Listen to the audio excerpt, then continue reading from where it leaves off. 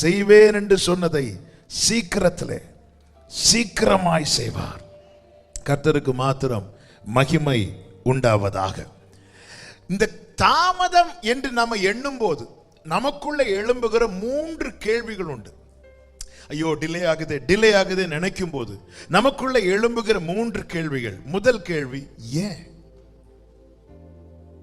இரண்டாவது கேள்வி எப்பொழுது?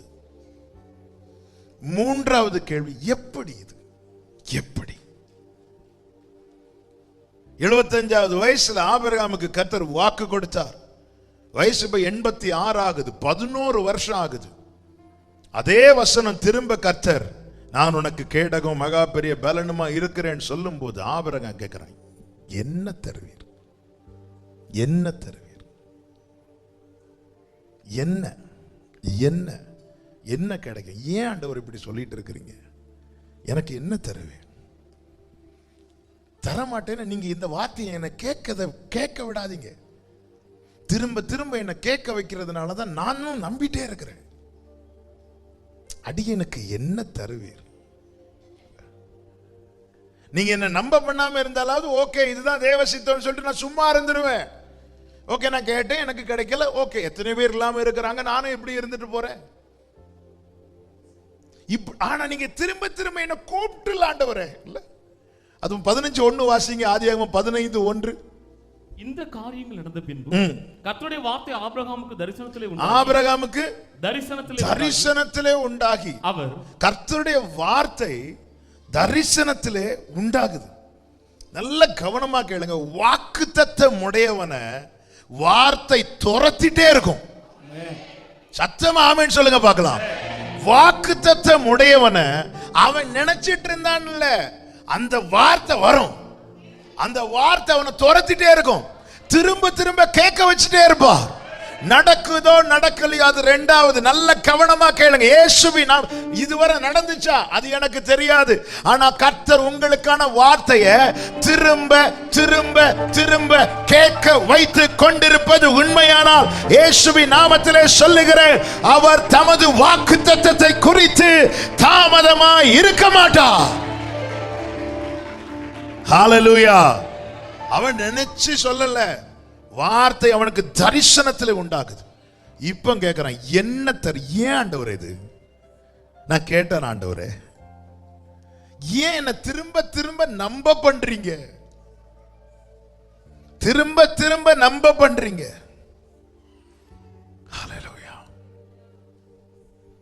ஒவ்வொரு வருடமும் எதிர்பார்த்து எதிர்பார்த்து ஏமாற்றம். ஆனா நிறைவேறும் காலம் வந்த போது ஏமாற்றம் இல்ல, அது ஒரு பெரிய மாற்றம்.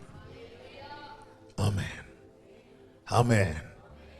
லாசரு மரித்தான். 4வது நாள் கழித்து இயேசு வருகிறார். இயேசு வந்திருக்கிறார், போதகர் வந்திருக்கிறார், உன்னை அழைக்கிறார் என்று மரியாள் காதுல செய்தி விழுந்ததும் மரியாள் எழுந்து ஓடுகிறாள். அவ எழுந்து ஓடினதும் அங்கிருந்து அவ வீட்டில் ஆறுதல் சொல்ல வந்தவங்க எல்லாம், எங்க ஓடுறான்னு தெரியல, பைத்தியம் பிடிச்சிட்டோம்ல சொல்லல. எல்லாரும் என்ன சொல்றாங்கன்னா, அவ கல்லறையின் இடத்துல போய் அழ போறா. இப்படி சொல்லுறாங்கன்னா நேத்து அவ என்னதான் பண்ணி இருக்கிறா? கல்லறையின் இடத்துல ஓடி இருக்கிறா. முந்தானத்தை என்னதான் பண்ணி இருக்கிறா? கல்லறையின் இடத்துல ஓடி இருக்கிறா. அதுக்கு முந்தின நாள் என்னதான் பண்ணி இருக்கிறா? அவ 3 நாள் பண்ணதை பார்த்தவங்க 4வது நாள் பண்ணதை பார்த்து சொல்றாங்க, இவ என்ன பண்றா? கல்லறையின் இடத்துல ஓடி போய் அழ போறா. எல்லாருடைய பார்வையில மரியாளுடைய கண்ணீர் எதுவா இருந்துச்சு தெரியுமா? இல்லையே என்று அழுதுட்டு இருக்கிறான் நினைச்சிட்டு இருந்தாங்க. ஐயோ லாசரு போயிட்டானே நினைச்சு அழுதுட்டு இருக்கிறான் நினைச்சிட்டு இருந்தாங்க. அதனால ஆறுதல் சொல்ல வந்தாங்க.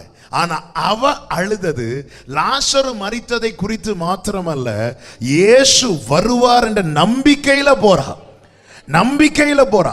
நம்பிக்கையில போய் அவர் அங்க இல்ல, அழுறா, ஏமாற்றத்தோடு திரும்புறா. அடுத்த நாள் நம்பிக்கையோடு போறா, அழுறா, வெறுமையா திரும்புறா. 3வது நாள் நம்பிக்கையோடு போறா, அழுதா, வெறுமையா திரும்பினா. 4வது நாள் இயேசு வந்தார்.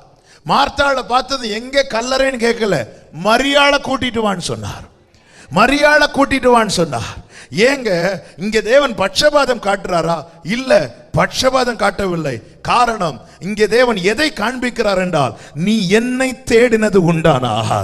ஹalleluya. இந்த 3 நாள் மாதிரி உன்னுடைய 4வது நாள் இருக்க போறது கிடையாது. இந்த 3 நாள் மாதிரி உன்னுடைய 4வது நாள் இருக்க போறது கிடையாது. நீ போ, நீ என்னை தேடினது 3 நாள் மரியாள் தேடி போறா. அவர் வருவார். தன்னை விட்டு எடுபடாத நல்ல பங்கை தெரிந்தெடுத்தவளுக்கு நம்பிக்கை வருவார். அவர் உட்கார்ந்து அவ வேற ஒண்ணும் செய்ய மாட்டா. அவர் சொல்றதை கேட்டு வாழ்ந்துட்டு இருந்தவா. அவளுக்கு தெரியும் வருவார். இந்த கண்ணீரை மாற்றுவார், இந்த கண்ணீரை களிப்பாக்குவார். ஆமே, 3 நாள் ஓடி போனவன் 4வது நாள் உட்கார்ந்துட்டா. ஆண்டவர் சொன்னார், வர சொல்லு, வர சொல்லு. ஏசு இங்க பாத்தீங்களா? நீங்க அந்த வார்த்தை துரத்துறத பாத்தீங்களா? உட்கார விடாது. இன்னைக்கு எல்லாம் சர்ச்சுக்கு போண்டா சொல்லிட்டு வீட்டுல உட்கார்ந்து இருப்பீங்க. உட்கார விட மாட்டார். தூக்கி கொண்டு வந்து உட்கார வைப்பாருங்க. இத நீ கேளுமா? ஹalleluya, ஹalleluya, ஆமென், ஹalleluya. என்ன தருவீர்? எனக்கு எப்போ கிடைக்கும்? ஏன் ஆண்டவர் இதே கேட்க பண்றீங்க ஆண்டவரே? ஆமென். ஆண்டவர் சொல்றார், ஆமென், நான் தருவேன். நீ என்னுடைய பொறுமை இது. பொறுமையா இருக்கிறார், பொறுமையா இருக்கிறார்.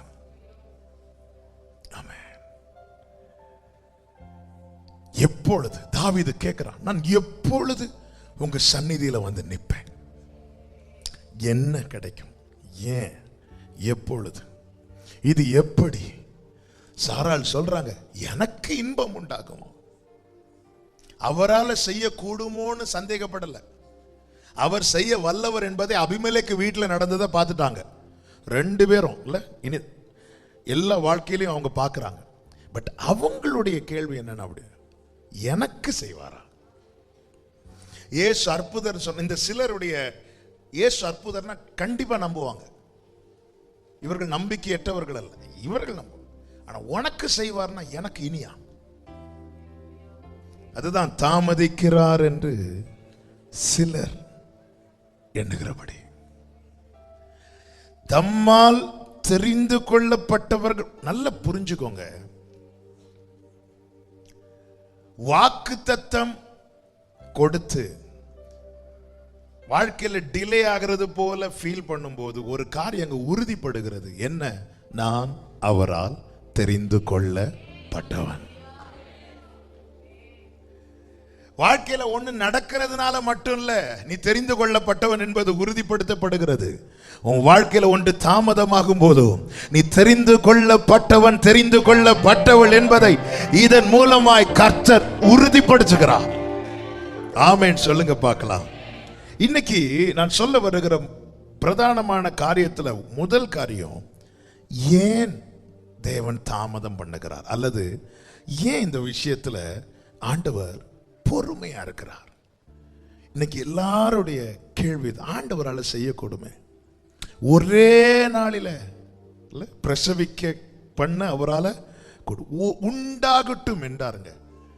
அதாவது ஒழுங்கின்மையும் வெறுமையுமான பூமியை உருவாக்கும்படிக்கு ஆண்டவர் ஒரு டைம் போட்டார். அவர் போட்ட டைம் 7 நாட்கள். ஒரு வீடை கட்டுறதுக்கு ஒரு டைம் போடுவோம்ல, இத்தனை மாசத்துல கட்டணும் சொல்லி நாட்கள் தான் தாண்டும். என்னங்க போன மாசத்துல முடியும்னு சொன்னீங்க, முடியும்னு சொன்னேன், மழை வந்துட்டு 2 பேருக்கு உடம்பு சரியில்லாம ஆயிட்டு, முடிக்க முடியாது. அப்போ எந்த ஒரு வேலையாகட்டும், எந்த ஒரு காரியமாகட்டும், ஒரு டைம் போடுவோம். ஒரு டைம் போட்டு அதுக்குள்ள முடிக்க பார்ப்போம். தேவன் பார்த்தார், பூமி வந்து ஒழுங்கின்மையும் வெறுமையுமா இருந்துச்சு. ஓகே, எல்லாவற்றையும் சிருஷ்டிக்கும்படிக்கு ஆண்டவர் ஒரு டைம் செட் பண்றார். அதுதான் 7 நாட்கள். 7 நாள்ல எப்படியாவது முடிச்சிடணும். அவர் செய்யற காரியம் கொஞ்சம் நஞ்சம் இல்லை. இந்த பூமியில அவன் இத்தனை வருஷம் வாழ்ந்தோம். நாம எவ்வளவு தான் அந்த பூமியில பார்த்துருக்கிறோம்? எவ்வளவு தான் பார்த்துருக்கிறோம்? 100ல் 1, 1000ல் 1, லட்சத்தில் 1, கோடியில் 1 இல்ல. ஒரு எல்லையை மட்டும்தான் பார்த்துட்டு இருக்கிறோம். அதுவும் மொத்தமா பார்க்கல, ஃபுல்லா பார்க்கல. கன்னியாகுமரி, நாகர்கோவில் இருந்துட்டே கன்னியாகுமரி பீச்சை பார்க்காம எத்தனை பேர் இருக்கிறோம்? பார்க்கல. எப்போவாவது எங்கேயாவது ஜூக்கு, மியூசிக், இப்படி எங்கேயா போனா ஏதாவது 1-2 மிருகத்தை பார்ப்போம். இன்னும் கண்டுபிடிக்க கூடாத மிருகங்கள்லாம் இருக்கு, டெய்லி வரும். அரிய வகை, அரிய வகை. சில நேரத்தில் நம்மளை கண்ணாடியில் பார்த்தாலும் அரிய வகை. நம்ம ஆதார் கார்டு போட்டோ எல்லாம் பார்த்தா சார் நான் தான் சார், நம்புங்க சார். இது எல்லாத்தையும் படைக்கணும். வெளிச்சத்தை உண்டாக்கும் நட்சத்திரங்கள், அதன் தொகை என்ன? நட்சத்திரத்தை எண்ணி இருக்கிறீங்களா? எண்ணுனா உங்களுக்கு தெரியும். எண்ண ஆரம்பிப்போம், திரும்ப திரும்ப எண்ணிட்டு இருப்போம். ஏன்னா எங்க ஆரம்பிச்சோன்னு நம்ம ஆரம்பிக்கும் போது இதான் கடைசி நினைச்சு எண்ணிட்டு வந்து பார்த்தா அதுக்கு அடுத்து 10 இருக்கும். திரும்ப திரும்ப எண்ணுவோமே தவிர எண்ணி முடிக்க முடியாது. இவைகள் அனைத்தையும் படைக்க தேவன் போட்ட டைம் 7 நாட்கள். ஆமென். ஆனா அவர் 6ல முடிச்சிட்டார். 1 மீதி ரெஸ்ட் எடுக்கிறார். இவர் தான் நாம் ஆராதிக்கிற தேவன். அவரால செய்ய கூடாதது என்று ஒண்ணும் கிடையாது. நல்ல கரங்களை தட்டி ஹalleluya. பெரியவரை ஆராதிக்கிறேன் சொல்றவங்க முழு பலத்தோடு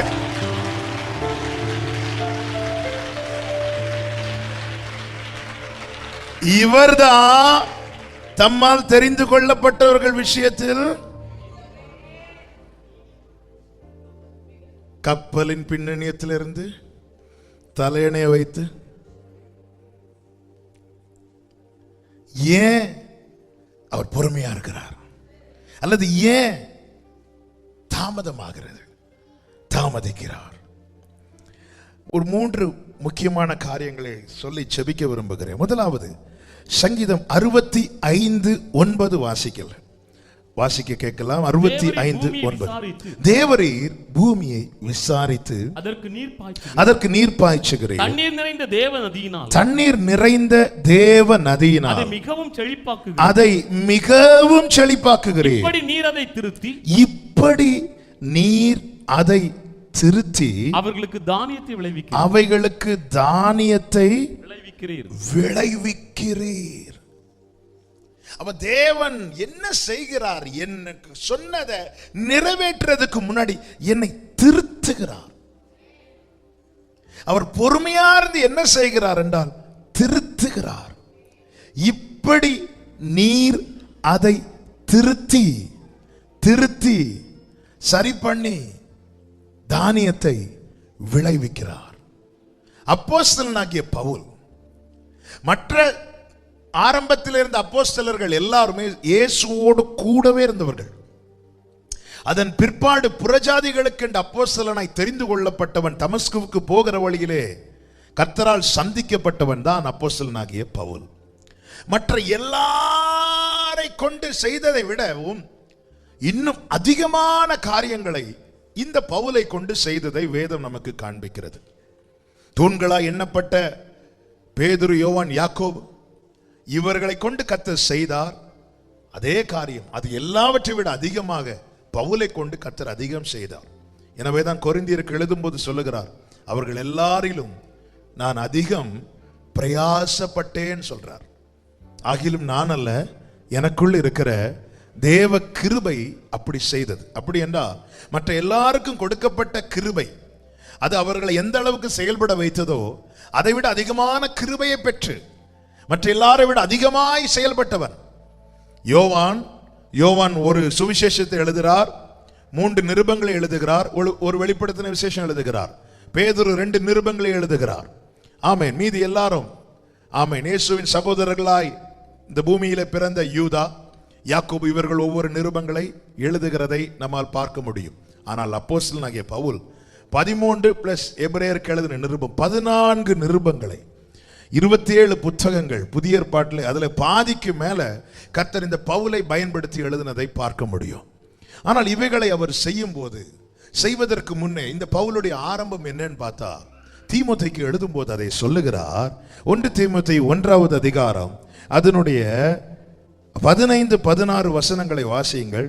14 முதல் வாசியுங்கள். நம்முடைய கர்த்தரின் கிருபை கிறிஸ்து இயேசுவின் மேலுள்ள விசுவாசத்தோடும் அன்போடும் கூட என்னிடத்தில் பரிபூர்ணமாய் பெருகிற்று. பாவிகளை ரட்சிக்க கிறிஸ்து இயேசு உலகத்தில் வந்தார் என்கிற வார்த்தை உண்மையும் எல்லா அங்கீகரிப்புக்கும் பாத்திரமுமானது. அவர்களில் பிரதான பாவி நான். அப்படி அப்படி இருந்தும் நித்திய ஜீவனை அடையும்படி இனிமேல் இயேசு கிறிஸ்துவினிடத்தில் விசுவாசமாய் இருப்பவர்களுக்கு திருஷ்டாங்கம் உண்டாகும் பொருட்டு பிரதான பாவியாகிய என்னிடத்தில் அவர் எல்லா நீடிய பொறுமையையும் காண்பிக்கும்படிக்கு இரக்கம் பெற்றேன். தேவன் ஒரு காரியத்தை செய்கிறது அல்லது ஒரு காரியத்தை முன்குறிக்கிறது என்பது தற்செயலாய் அல்ல. புறஜாதிகளுக்கு அப்போஸ்தலனாய் நியமிக்கப்பட்டவன், தெரிந்தெடுக்கப்பட்டவன் இந்த பவுல். இவன் மூலமாய் இன்னும் அநேக ரட்சிப்புகள் வர வேண்டி இருக்கிறது. ஆனால் பவுலுடைய ஆரம்ப ஓட்டமோ தேவ சித்தத்துக்கு அப்படியே மாறானது. தேவ சித்தத்துக்கு எதிராய் ஓடுகிறவன் வாழ்க்கையில் வாக்குத்தத்தம் இருந்தாலும் அவனை திருத்தாமல் அவர் நிறைவேற்ற மாட்டார். வெயிட் பண்றார், நீடிய பொறுமையா இருக்கிறார். இவன் மாறுவான், இவன் வருவான், இவன் பிடிக்க வேண்டிய இடத்துல பிடிக்கணும். வாக்குத்தத்தம் இருக்கு, நல்லா புரிஞ்சுக்கோங்க. நான் செல்லும் வழியை அவர் திருத்தி வாக்குத்தத்தத்தை என்னில் நிறைவேற்றுகிறார். தாயின் கருவில் இருக்கும் போதே கலாத்தியர் 1:15 பவுல் சொல்லுகிறார், நான் தாயின் வயிற்றில் இருந்தது முதல் என்னை பிரித்தெடுத்து நான் தாயின் வயிற்றில் இருந்தது முதல். அவன் பவுலே, இன்று உன் வாழ்க்கையில் நிறைவேறி கொண்டிருக்கிற இந்த மகிமையான காரியங்கள் எல்லாம் எப்பொழுது உன்மேல் விழுந்தது? நான் தாயின் வயிற்றில் இருந்தது முதல். எப்பொழுது நடக்க ஆரம்பித்தது? என்னை அவர் திருத்தினதற்கு பிறகு. எனக்கு தேவன் சொன்ன வார்த்தை என்பது என் அவயவங்கள் எழுதப்படும் அதே வேளையிலே எனக்கான ரேமா, எனக்கான வாக்குத்தத்தமும் அதற்கூடவே எழுதப்பட்டிருக்கிறது. இது என்னுடைய விசுவாசம். ஹல்லேலூயா. அழிந்து போகிற இந்த அவயவங்களே புத்தகத்தில் எழுதி வைக்கிறார்னா, அழியாத வார்த்தை, எனக்கான வார்த்தை என் பேஜில் அவர் எழுதி வச்சிருக்கிறார். இந்த அழைப்பு என்பது தமஸ்குக்கு போற வழியில தற்செயலாய் நடந்தது கிடையாது. இந்த வாக்குத்தத்தம் ஏற்கனவே என் மேல இருந்ததுனாலதான் நான் இன்றும் ஜீவனோடு இருக்கிறேன். இல்லைன்னா ஏரோது அடிச்சது போல இல்ல. ஸ்தேவான் கொலை செய்ய காரணமா இருந்தவன் பவுல், யாக்கோபு கொலை செய்ய காரணமா இருந்தவன் ஏரோது. ரெண்டு பேரையும் ஆண்டவர் ட்ரீட் பண்ண விதத்தை பாத்தீங்களா? ஏரோது அடித்தார், அவன் புழு புழுத்து செத்தான். பவுலை திருத்தினார். ஹல்லேலூயா. அடி விழுந்துச்சு, அவன் குதிரையிலிருந்து என்ன விழுந்து செஞ்சான். ஆனா அந்த அடி என்பது அழிப்பதற்கான அடி அல்ல, திருத்துவதற்கான அடி. இன்னைக்கு வாழ்க்கையில சிக்ஷை இருக்கிறது. வாழ்க்கையில தேவ சிக்ஷை இருந்தும் நான் இன்னும் ஜீவனோடு இருக்கிறேன்னா, உனக்கு தேவன் தருகிற சிக்ஷை என்பது உன்னை அழிப்பதற்கான சிக்ஷை அல்ல, திருத்துவதற்கான சிக்ஷை. ஏன் இதை செய்கிறார் தெரியுமா? உன் மேல வாக்குத்தத்தம் இருக்கிறது. உன் மேல வாக்குத்தத்தம் இருக்கிறது. ஆமென். ஹல்லேலூயா. அதான் சொல், இப்படி நீர் அதை திருத்தி அவனை திருத்துறதுக்கு அவர் எப்படி இருக்கிறாரா? அவர் இரக்கத்தை காட்டுறார். அவர் காட்டுற இரக்கம் தான் என்ன தெரியுமா? அவருடைய பொறுமை. ஆமென். என் வாழ்க்கையில பொறுமையா இருக்கிறது அவர் எனக்கு பாராட்டுகிற இரக்கம். அதான் சொல்றார், அந்த நீடிய பொறுமையை காண்பிக்கும்படிக்கு நான் இரக்கம் பெற்றேன். ஆண்டவர் எப்படி கொண்டு வரார் பாத்தீங்களா? வாக்குத்தத்தம் பெற்ற சந்ததியே, வாக்குத்தத்த சந்ததியே, உன் வாழ்க்கையில தேவன் நீடிய பொறுமையா இருக்கிறாரா?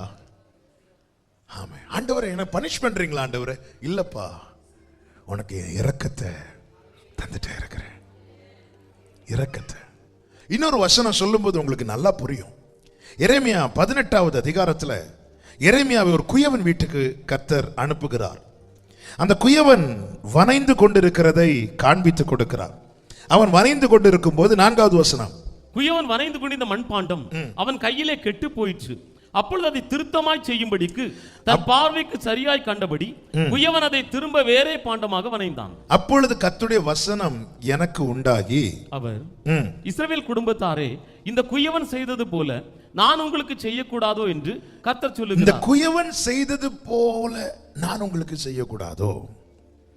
இப்படி ஆண்டவர் சொல்றாரு. சொல்லிவிட்டு கீழே சொல்லுகிறார், பிடுங்குவேன், இடிப்பேன், அழிப்பேன் என்று நான் ஒரு ஜாதிக்கு விரோதமாகவும் ஒரு ராஜ்யத்துக்கு விரோதம் சொன்ன மாத்திரத்தில் நான் விரோதமாய் பேசின அந்த ஜாதியார் தங்கள் தீங்கை விட்டு மனம் திரும்பினால் நானும் அவர்களுக்கு செய்ய நினைத்த தீங்கை செய்யாதபடிக்கு மனம் மாறுவேன். அடுத்த வார்த்தையை பாருங்கள். நாட்டுவேன் என்றும் ஒரு ஜாதியையும் ஒரு ராஜ்யத்தையும் குறித்து நான் சொல்லுகிறது உண்டு. அவர்கள் என் சத்தத்தை கேளாமல் என் பார்வைக்கு பொல்லாப்பானதை செய்வார்களானால். வாக்குத்தத்தத்தை பெற்றவர்கள் அவருடைய சத்தத்தை கேளாமல் அவர் பார்வைக்கு பொல்லாப்பானதை செய்வார்களானால் நானும் அவர்களுக்கு அருள் செய்வேன் என்று சொன்ன நானும் அவர்களுக்கு அருள் செய்வேன் என்று சொன்ன நன்மையை செய்யாதபடிக்கு மனம் மாறுவேன். மனம் மாறுவேன். நாம எப்படி பாடுவோம்? மனம் மாற மாந்தர் நீர் அல்ல, அது எல்லாருக்கும் அல்ல. ஆண்டவர் சொல்ற, நான் உன்னை கட்டுவேன், நாட்டுவேன். இப்படி நான் உனக்கு சொன்ன பிறகு நீ என் பார்வைக்கு பொல்லாப்பானது செஞ்சு என் சத்தத்தை கேளாமல் போனால் நான் உனக்கு செய்வேன், அருள் செய்வேன் சொன்னேன் பாத்தியா, அதை செய்யாதபடிக்கு மனம் மாறுவேன். இனி நல்ல கவனிங்க. அப்போ என் மேல் அவர் பாராட்டுற இரக்கத்தை நான் சொல்ல வருகிறேன். இந்த குயவன் கையில கெட்டு போச்சே, அந்த குயவன் கையில இருந்து இன்னும் கீழே விடல. அவன் என்னை என் வாழ்க்கையில இப்போ அவர் வாக்கு தத்தத்தை நிறைவேற்றுவதை விட அவருடைய போக்கஸ் எது மேல இருக்குன்னா என்னை திருத்துறதுல, என்னை திருத்துறதுல, என்னை திருத்துறதுல. ஏன்? அவர் செய்வேன் என்று சொன்ன காரியத்தை செய்யணும். மனம் மாறக்கூடாது. இதற்காக நாம ஆண்டவரே எனக்கு இதை செய்யுங்கன்னு பார்த்துட்டு இருக்கும் போது நம்ம எடுத்து வணைகிறார். குயவன் வணைகிற மண்ணை பார்த்துருக்கிறீங்களா? முதலாவது அது மிதிப்படும். முதல்ல மிதி, அப்புறமா கையில் எடுத்து தடவெல்லாம் கிடையாது, பிசைறது பிசைறது. அப்புறமா திரிகையில வைத்து அது சுத்துறத பார்த்துட்டு இருந்தாலே நமக்கு தலைவலிக்கும். அப்போ சுத்துற அதுக்கு இல்ல. சிலர் ராட்டில் இப்படி சுத்த விடுவாங்க பார்த்துறீங்களா? திருவிழால எல்லாம் கீழே இருந்து இப்படி கொஞ்ச நேரம் பார்த்துட்டு இருந்தாலே பானைய மண்ணு பானையை வணைகிறத கொஞ்ச நேரம் நீங்க பார்த்துட்டு இருங்க, அது கறங்கிறத பார்த்து நமக்கு கண்ணெல்லாம் நம்ம கண்ணை சேர்ந்து கறங்கிட்டு இருக்கும். அப்ப அதுல வச்சு கறக்கப்படுகிற மண்ணினுடைய நிலைமை இதான் திருத்துகிற ப்ராசஸ். மல்கியா 3:3 அவர் உட்கார்ந்து புடமிட்டு கொண்டிருப்பார். என் வாழ்க்கையில தேவன் எனக்கு பாராட்டுகிற இரக்கம் என்ன தெரியுமா? என்னுடைய காரியத்துல அவர் நீடிய பொறுமையா இருக்கிறார். எனக்கு செய்வேன் என்று சொன்ன விஷயத்துல அவர் மனம் மாற விரும்பவில்லை. அதற்காக என்ன செய்கிறார்? என்னை திருத்துகிறார். திருத்தி தான் தருவார். ஆமென். திருந்துனா கிடைக்கும், திருத்தி தருவார்.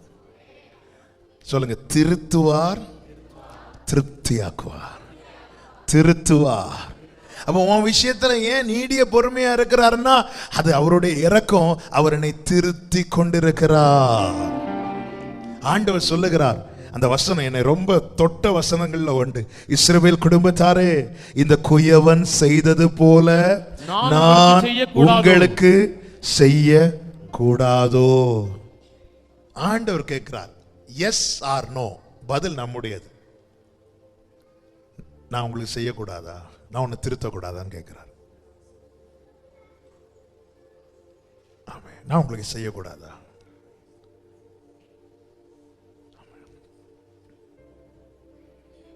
இந்த குயவன் செய்தது போல. ஹல்லேலூயா. பல நேரத்தில் எலியாவை மாதிரி போதும் ஆண்டவரை, எடுத்துக்கோங்க ஆண்டவரை. என்ன ஆண்டவரே? யோனாவை மாதிரி என்னை விட்டுருங்க ஆண்டவரேன்னு சொல்றோம். எலியாவை மாதிரி எடுத்துக்கோங்கன்னு சொல்றோம். யோனாவை மாதிரி என்னை விட்டுருங்க ஆண்டவரேன்னு சொல்றோம். மோசையை மாதிரி வேற யார்ட்டையும் என்ன ஏன் ஆண்டவரை டார்ச்சர் பண்றீங்களே? வேற யார்ட்டையும் இப்படி ஆண்டவரை நம்மை விட்டு அகற்ற விரக்தியில என்னெல்லாமோ சொல்றோம். ஆண்டவர் சொல்றார், இந்த குயவன் செஞ்சது மாதிரி நான் உனக்கு செய்யக்கூடாதா? ஆண்டவர் கேட்கிற, நான் உன்னை திருத்தலாமா கூடாதா? ஆமென். திருத்துங்க ஆண்டவரே.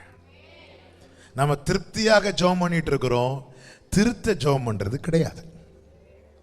வாக்குத்தத்தத்தை பிடிச்சு நிறைவேற்றோன்னு ஜெபம் பண்றோம். அவர் நிறைவேற்றுவார், அவர் உண்மை உள்ளவர்.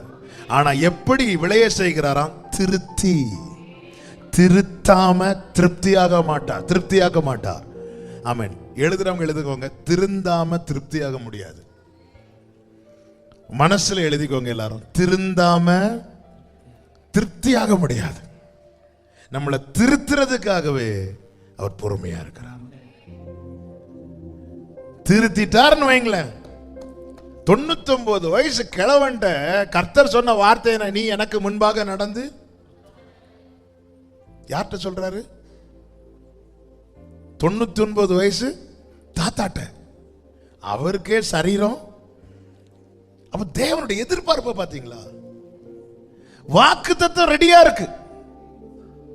அவர்கிட்ட சொல்றாரு, நீ எனக்கு முன்பாக நடந்து உன்னை நான் திருத்திட்டு இருக்கிறேன்.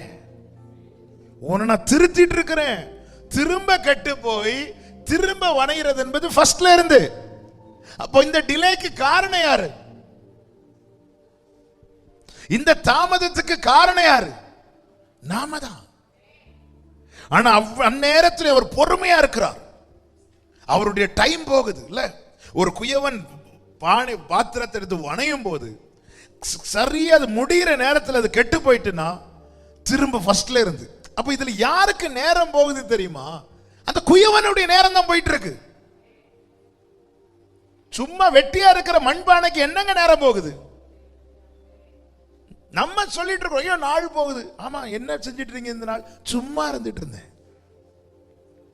நாம சும்மா இருந்து நம்ம நாட்களை போக்கல, நாம சும்மா இருந்து அவருடைய டைம் எடுத்துட்டு இருக்கிறோம். நான் சொல்றது எத்தனை பேருக்கு புரியுது? அவருடைய டைம் எடுத்துட்டு இருக்கிறோம். ஆபிரகாமுக்கு கொடுத்த வாக்குத்தத்தம் என்ன? 400 வருஷம் அடிமைத்தனத்திலிருந்து வெளியே வருவாங்க. ஆனா இஸ்ரவேலர்கள் வெளியே வரும்போது 430 வருஷம். இந்த 30 years மோசேயை உருவாக்க எடுத்த டைம். மோசே நோ நோ நோ நோன்னு சொல்ல இங்க டிலே ஆகுது. ஆண்டவர் கடைசியில் என்ன வந்துச்சா? கோபம் வந்துச்சு. ஆனாலும் அவர் பொறுமையா இருந்துட்டு இல்ல அப்படி வருது. ஆனாலும் அநாதி ஸ்நேகத்தால் தூக்கி போடலான்னு வருது. ஆனால் அநாதி ஸ்நேகத்தால் உன்னை நேசிச்சிட்டேன்பா, உன்னை நான் சிநேகிச்சிட்டேன். எப்ராஹிமே உன்னை எப்படி கைவிடுவே? கொஞ்சம் அதை இமேஜின் பண்ணி பாருங்க. இந்த பானை கெட்டு போனதும் அப்படி தூக்கி போடலான்னு வருது. அந்த பரம குயவன் களிமண்ணாகி நம்ம கையில் எடுத்து வச்சிரு. எப்ராஹிமே உன்னை எப்படி கைவிடுவே? இஸ்ரவேலே உன்னை எப்படி ஒப்பு கொடுப்பேன்? எப்ராஹிமே உன்னை எப்படி கைவிடுவேன்? ஹல்லேலூயா, ஹல்லேலூயா. அப்ப இங்க டிலேக்கு காரணம் வணைகிற குயவன் அல்ல, கெட்டு போன பாத்திரம்.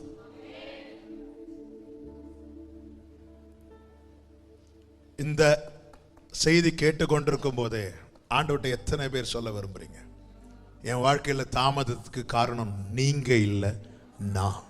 அப்படி சொல்றவங்க உங்க வலது கரத்தை உயர்த்தி கண்களை ஏறெடுத்து இதே வார்த்தையை சொல்லுங்க. என் வாழ்க்கையில தாமதத்துக்கு காரணம் நீங்க இல்லப்பா, நான் தான் ஆண்டவரே. ஹல்லேலூயா, ஹல்லேலூயா, ஹல்லேலூயா. ஆமென். நல்லா புரிஞ்சுக்கோங்க, நம்ம லைஃப்ல ஆண்டவரை மட்டும் எவ்விதத்திலும் பிளேம் பண்ணிடவே கூடாது. ஏன்னா அவரை மாதிரி நல்லவர், பொறுமையா இருக்கிறார். பாத்தீங்களா? அவருடைய டைம் போகுது, அதன் காலத்தில் அவர் செய்வார்.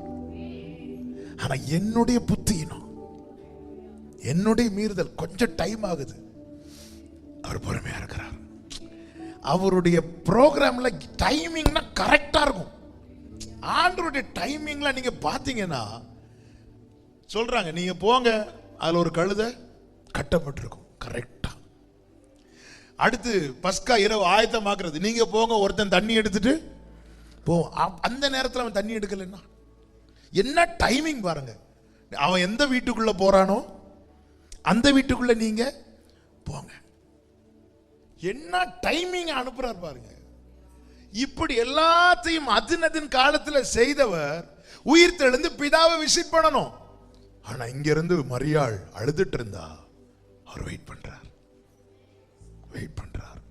தம்மால் தெரிந்து கொள்ளப்பட்டவர்கள் விஷயத்துல அவர் நீடிய பொறுமையா இருப்பார். வெயிட் பண்றார். என்ன ஆண்டவருடைய அன்பை நினைச்சா பிரசங்கம்லாம் ஓடாது. ஆண்டவர் வார்த்தையை தந்து பர்சனல் அதை மெடிடேட் பண்ணி அதை தியானிச்சு இந்த பிரசங்கமா எடுத்து எழுதும் போதெல்லாம் சில டைம்லாம் ஒரு லைன்ல அப்படியே நின்றுட்டு இருந்து அழுதுட்டு இருப்பேன். ஏன்னா தேவன் அவ்வளவு நம்ம நினைச்சிட்டு இருக்கிறோம் அவர் தாமதிக்கிறார். இல்ல, தாமதிக்கிறார் என்று சிலர் என்றாங்க. அவங்கள்ட்ட போய் சொல்லு, இது குயவனுடைய கையினால வந்ததல்ல, கெட்டு போனதுனால. ஆனால் அவர் பொறுமையா இருக்கிறாரா, இரக்கம் காட்டுறாரா, திரும்ப திரும்ப இன்னும் விடாம சமூகத்தில் வச்சிருக்கிறார். அவர் செய்வார்.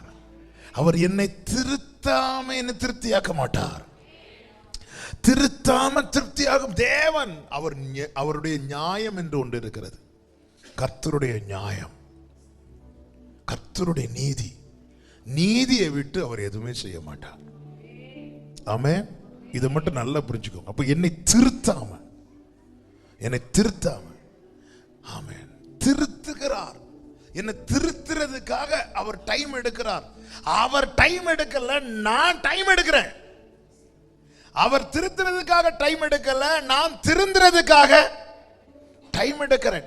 ஆனாலும் இன்னும் என் மேல பொறுமையா இருக்கிறார்னா, உங்க அன்பு பெரியது, உங்க இரக்கம் பெரியது, உங்க கிருபை பெரியது, உங்க தயவு பெரிய. கைகளை உயர்த்தி, உங்க அன்பு பெரியது, உங்க இரக்கம் பெரியது, உங்க கிருபை பெரியது, உங்க தயவு பெரியது. தேவன் மனம் மாறாதிருக்க செய்வேன் என்று சொன்ன காரியத்தை செய்வதிலிருந்து அவர் மனம் மாறாதிருக்க நாம் சரி செய்யப்பட வேண்டியது அவசியம். வாக்குத்தத்தம் எல்லாருக்கும் செய்தான் சொல்லுகிறார். சர்ச்சுக்கு வர வைத்து பொதுவாக தான் வார்த்தையை ஆண்டவர் பேச வைக்கிறார். ஒவ்வொருத்தரையா தனித்தனியா கூப்பிட்டு காதுல சொல்லல. எல்லாருக்கும் தான் வாக்குத்தத்தம். வாக்குத்தத்தம் உங்களுக்கும் உங்கள் பிள்ளைகளுக்கும் தூரத்திலிருந்து வரவழைக்கப்பட்ட யாவருக்கும் என்று பொதுவாய் தான் சொல்லப்பட்டிருக்கிறது. கானானுக்குள்ளே கானானை தருவேன் என்று எகிப்திலிருந்து யோசுவா காலேபுக்கு மட்டும் சொல்லல, அத்தனை பேருக்கும் பொதுவாய் தான் சொல்லப்பட்டது. ஆனா சுதந்திரிக்கிறதுல தான் இருக்கு. திருந்தினவங்க சுதந்திரிச்சாங்க, திருந்தினவங்க திருத்தப்பட்டவர்கள் சுதந்திரித்தார்கள். தேவன் செய்வேன் என்று சொன்ன காரியத்திலிருந்து மனம் மாறாதிருக்க நானும் நீங்களும் சரி செய்யப்பட வேண்டியது அவசியம். நேரம் போகிறதுனால அடுத்த 2 காரியத்தை சொல்லி ஜெபிக்கிறேன். ஏன் அவர் பொறுமையா இருக்கிறார் அல்லது தாமதிக்கிறார்? ஆமென். இதை புரியும்படி சொல். விசுவாச பரீட்சை. தேவன் ஒருவருடைய விஷயத்துல, வாக்குத்தத்தத்தை குறித்த காரியத்துல அல்லது செய்ய வேண்டிய காரியத்துல கர்த்தர் கொஞ்சம் டிலே பண்றது போல நமக்கு ஃபீல் ஆகுது. அவர் பொறுமையா இருக்கிறார்னா அது அவர்களுக்கான விசுவாச பரீட்சை. யாரெல்லாம் பரீட்சை எழுதுகிறார்களோ அவங்க தான் பாஸ் பண்ணுவாங்க. ஆமென். கொரோனால பாஸ் ஆனவங்களும் உண்டு. ஆனா விஷயம் என்னன்னா அவங்களுக்கு ஒண்ணுமே தெரியாது. அடுத்து இனி வரக்கூடிய பரீட்சையில தான் கண்ணெல்லாம் அப்போதான் தெரியும். ஆண்டவர் அப்படியெல்லாம் பாஸ் பண்ண விட மாட்டார். அவருக்கு வேறு வழி கிடையாது. நானே வழிங்கிறார். ஆமென். நீங்க பாருங்க, பலமுறை தியானித்த பகுதியானால் இது உங்களுக்கு புரிவதற்காக, இந்த விசுவாச பரீட்சையை சொல்லி புரிய வைப்பதற்காக மார்க் 5வது அதிகாரத்தில் ஒரு சம்பவம் இருக்கிறது. அங்கே ஒரு 12 வயது மகளுடைய தகப்பன் இயேசுவின் இடத்துல வருகிறார். வந்து மிகவும் அவரை வேண்டிக் கொள்ளுகிறார். எங்க வீட்டுக்கு வரணும், என் பிள்ளை மேல கை வைக்கணும், அவ மரணத்துக்கு ஏதுவான வியாதியா இருக்கிறார். 25வது 24வது வசனத்தை வாசிங்க. அவர் அவனோட கூட போனார். திரளான ஜனங்கள் அவருக்கு இப்போ இயேசு என்ன செய்கிறார்? அந்த தகப்பனோடு கூட போகிறார். எங்க போயிட்டு இருக்கிறார்? எங்க போயிட்டு இருக்கிறார்? வீட்டுக்கு போயிட்டே இருக்கிறார். இப்போ இயேசுவுக்கு என்னதான் வேலை? இப்போ இயேசுவுக்கு இப்போ என்னதான் டியூட்டி? வீட்டுக்கு போகணும், சுகம் ஆக்கணும். இது வரைக்கும் பிரச்சனை இல்லை. அவர் கூட போறார். இவனுக்கு இப்ப நம்பிக்கை வந்துட்டு. என்ன நம்பிக்கை வந்துட்டு? இயேசு கூட வருவார். கூட வரார். போயிட்டே இருக்கும்போது வழியில 12 வருட பெரும்பாடுள்ள ஸ்திரீ வரா. அவ வந்து இயேசுவை தொடுறா.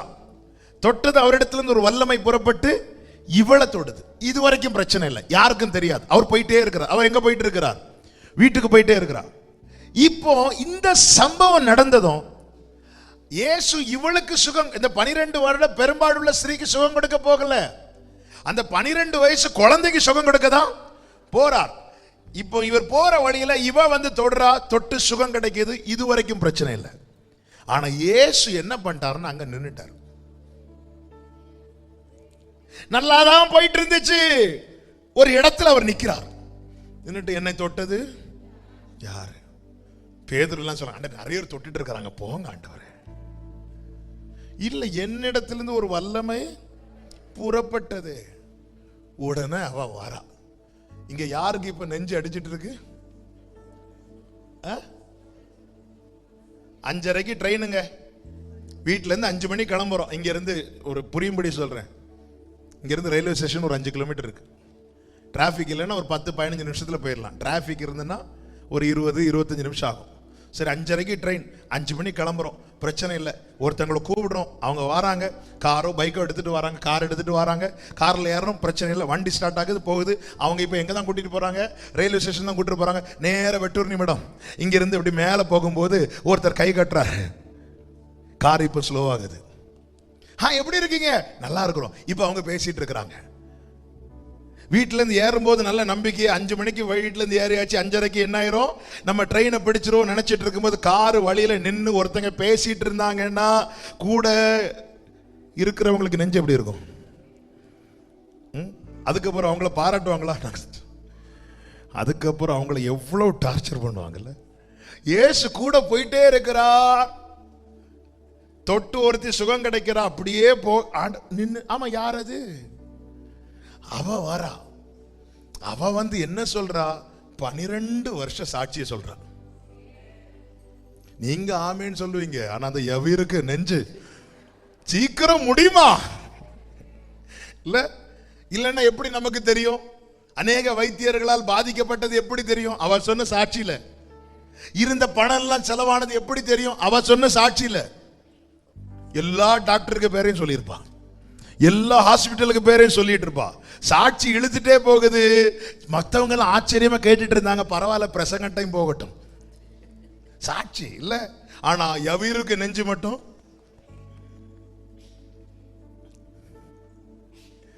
அடுத்த வார்த்தை பாருங்க, இயேசு கூட போனார். அப்படியே போன பிரச்சனை இல்லை, இங்கதான் டிலே ஆகுது.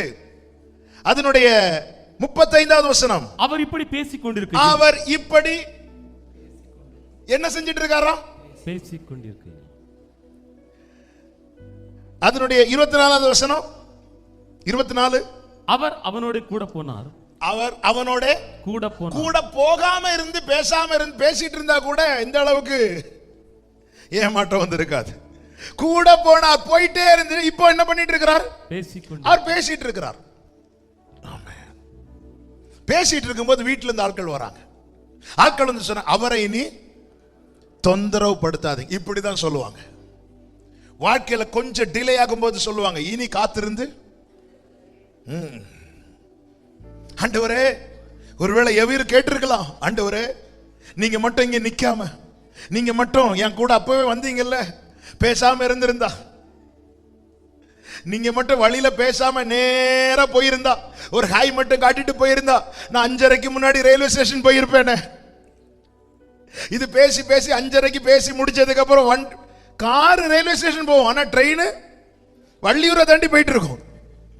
அப்ப என்ன சொல்ல, கொஞ்சம் அந்த இடத்துல மட்டும் நீங்க பேசாம இருந்திருந்தா. இந்த விசுவாச பரீட்சை என்பது நல்ல கவனிங்க. விசுவாச பரீட்சையில நீங்க அதுல எவ்வளவு தேடி பார்த்தாலும் அந்த தகப்பனுடைய வாயிலிருந்து அடுத்து ஒரு வார்த்தையும் பார்க்க முடியாது. ஒரு வார்த்தையும் பார்க்க முடியாது. ஆரம்பத்தில் என் பிள்ளை அப்படி சோகலாம இருக்கிறா, அப்படி இருக்கிறா, இப்படி இருக்கிறா. ஆனா இங்க இந்த விசுவாச பரீட்சை என்பது நல்ல கவனிங்க, ஒருவனை பேச்சற்றவனாய் மாட்டுது. பேச்சு இப்போ அவன்கிட்ட உண்மையிலே வார்த்தையே இல்லை. அவனால் இப்போ ஜெபிக்கவும் முடியல, அவனால் இப்போ கேட்கவும் முடியல, அவனால் இப்போ சண்டை போடவும் முடியல. அப்படியே நிற்கிறான். நல்ல கவனிங்க, இந்த விசுவாச பரீட்சைக்காய் ஸ்தோத்திரம். இந்த விசுவாச பரீட்சையில அவன் பேச்சற்றவனாய் மாறினான், அவனுக்காக அவர் பேச தொடங்கினார். கைகளை உயர்த்தி ஹல்லேலூயா. அவன் பேச்சற்றவனாய் மாறுகிறான், அவர் பேசுகிறார். ஏன்னா வந்தவங்க அவனை பார்த்து சொல்றாங்க. 35வது வசனம், அவர் இப்படி பேசிக் கொண்டிருக்கையில் ஜெபாலே தன்னுடைய வீட்டிலிருந்து சிலர் வந்து உம்முடைய குமாரத்தி மரித்து போனாள். அவனை பார்த்து பேசுறாங்க. அடுத்த வசனத்தை வாசிங்க. அவர்கள் சொன்ன வார்த்தையை இயேசு கேட்டவுடனே, அவன் கேட்டவுடனே இல்ல, இயேசு கேட்ட. அப்போ நல்ல கவனிங்க. ஆமென். இந்த விசுவாச பரீட்சையில அவர் எனக்காக நிற்கிறார். நான் கேட்க வேண்டியது அவர் கேட்கிறார், நான் பேச வேண்டியது அவர் பேசுகிறார், நான் செய்ய வேண்டியது அவர் செய்கிறார். இந்த விசுவாச பரீட்சைக்காக ஸ்தோத்திரம். இதுவரை நான் பேசிட்டு இருந்தேன், இதுவரை நான் கேட்டுட்டு இருந்தேன், இதுவரை நான் செஞ்சிட்டு இருந்தேன். ஆனா என் வாழ்க்கையில இந்த தாமதம் வந்ததுனால இப்போ நான் கேட்க வேண்டியது அவர் கேட்கிறார், நான் பேச வேண்டியது அவர் பேசுகிறார். எத்தனை பேருக்கு நான் சொல்ற வார்த்தை புரியுதுன்னு தெரியல. இப்பொழுது அவர் கூட்டிட்டு போறார். வேற யாரையும் ஆண்டவர் அலோவ் பண்ணல, அவர் கூட்டிட்டு போறார். ஹல்லேலூயா. ஆமென். இதுதாங்க இந்த விசுவாச பரீட்சையில் இன்னைக்கு நிக்க வச்சிருக்கிறார். நாம விரும்பி வந்து நிக்கல, கம்பல் பண்ணி இந்த எக்ஸாம் எழுத வைக்கிறார். கம்பல் பண்ணி இல்ல, திடீர்னு நமக்கு நீட்டு வந்ததும் இல்ல, என்ன போராட்டம் பண்ணாலும் மெடிசின் படிக்க விரும்புற பிள்ளைங்க பிடிக்குதோ பிடிக்கலையோ என்ன செஞ்சுதான் ஆகணும், எழுதிதான் ஆகணும். ஐயோ இது இல்லாம என்ன சொன்னாலும் அது இப்ப சட்டமாக்கப்பட்டபடினால சில எக்ஸாம் ஆண்டவர் நம்மளை கம்பல் பண்ணி எழுத வைக்கிறது. ஆமென். நம்மளை பனிஷ் பண்றதுக்கு அல்ல, கர்த்தர் நல்லவர் என்பதை ருசித்து பார்க்க வைப்பதற்கு. ஹல்லேலூயா. அவன்கிட்ட பேசுறாங்க, அவர் கேட்கிறார். அவன் பேசல, அவர் பேசுறார். அவர் அவனுடனே போனார். இதுதான் ஆரம்பம். நீ கடைசி பார்த்தீங்கன்னா அவர் கூட்டிட்டு போறார். வேற யாரையும் அலோவ் பண்ணல. பேதுரு, யோவான், யாக்கோபு வேற யாரையும் தம்மோடு வருவதற்கு இடம் கொடாமல்னா அவர் முழுமையா பொறுப்பெடுத்துட்டார். அதுதான் பைபிள் சொல்லுது, விசுவாச பரீட்சையானது பொறுமையை கொடுக்குமா. விசுவாச பரீட்சை எதனால வருகிறது? அவருடைய பொறுமையினால. அவன் விசுவாச பரீட்சை எனக்கு என்ன கொடுக்குது? அவருடைய சுபாவத்தை கொடுக்குது.